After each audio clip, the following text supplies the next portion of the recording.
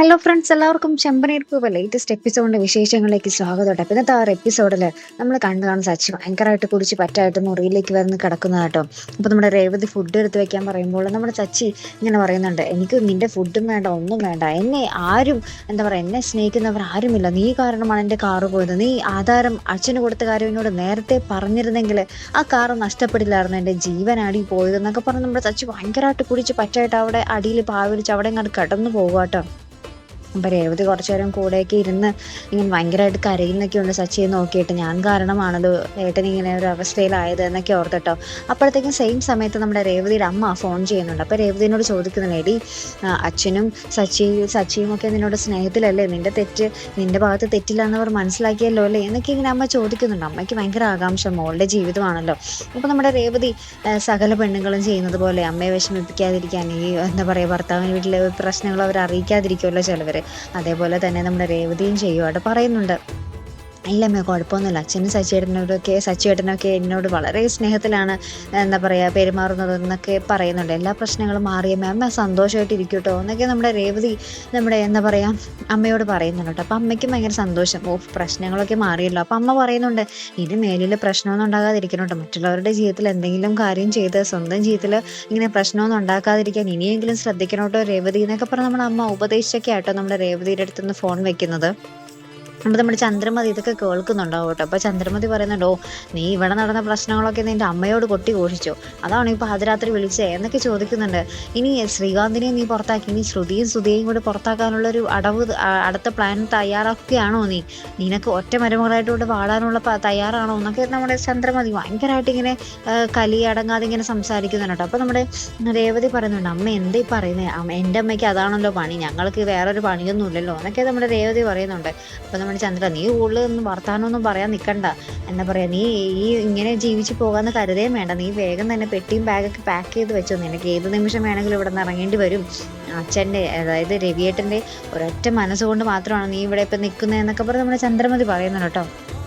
അപ്പോൾ അതിനുശേഷം നമ്മുടെ രേവതി പിന്നെ ഒന്നും മിണ്ടാതെ എപ്പോഴും ഈ കുത്തുവാക്കുകൾ കേൾക്കുവാണല്ലോ.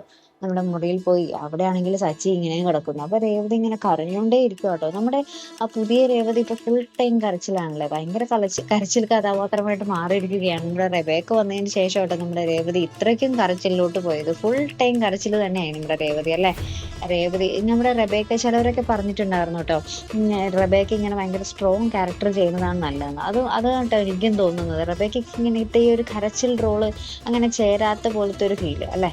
നിങ്ങൾക്ക് എന്താ തോന്നുന്നത്, റബേക്കയുടെ ഈ ഒരു കരച്ചിൽ ഭാവം നല്ലതാണോ, ഇതിന് മറ്റേ പ്രിയ തന്നെ ആയിരുന്നു നല്ലത് അല്ലേ? എന്തായാലും നമുക്ക് നോക്കാം കേട്ടോ, ആ പ്രിയ തിരിച്ചു വരുമോ ഇല്ലയോ എന്നൊക്കെ. എന്തായാലും അതിനുശേഷം നമ്മുടെ ശ്രുതി പതിവ് പോലെ അല്ല, വല്ലപ്പോഴൊക്കെ കയറാറുള്ള, എന്നാൽ അടുക്കളയിൽ കയറി എന്താണ്ടൊക്കെ ഒരു മിൽക്ക് ഷേക്കൊക്കെ അടിക്കാൻ വേണ്ടി നിൽക്കുക കേട്ടോ.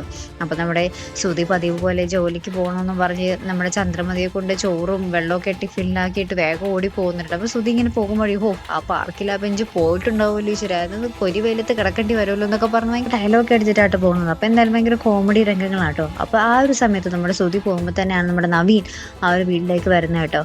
അപ്പോൾ നവീൻ വരുമ്പോൾ നമ്മുടെ രേവതി ആയിരിക്കും ആദ്യം കാണുന്നത്. അപ്പോൾ രേവതി ഇങ്ങനെ ശ്രുതിയെ വിളിക്കാമെന്ന് പറഞ്ഞിട്ട് എന്താ പറയുക കൊറിയർ ഉണ്ടെന്ന് പറഞ്ഞാണ് നമ്മുടെ നവീൻ വരുന്നത്. അപ്പോൾ രേവതി ഇങ്ങനെ ശ്രുതിയോട് പറയുന്നുണ്ട്, ശ്രുതിക്ക് ഒരു കൊറിയർ വന്നിട്ടുണ്ട്, അവിടെ പുറത്ത് ആൾ വെയിറ്റ് ചെയ്യുന്നുണ്ട്, ശ്രുതി അങ്ങോട്ട് ചെല്ലുമെന്ന് പറയുന്നുണ്ട്. അപ്പോൾ ശ്രുതി ചെന്ന് നോക്കുമ്പോൾ നവീനായിരിക്കും.